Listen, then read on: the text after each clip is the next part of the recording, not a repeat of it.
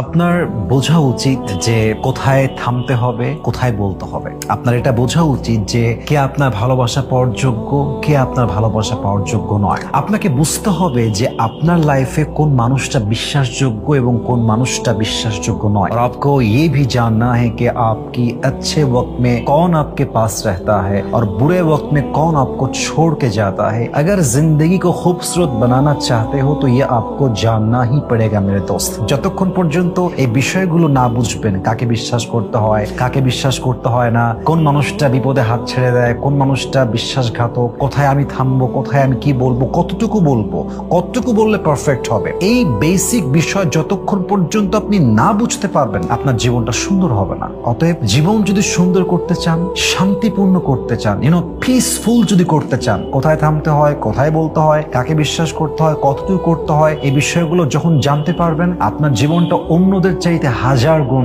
বেশি সুন্দর হবে ইনশাআল্লাহ।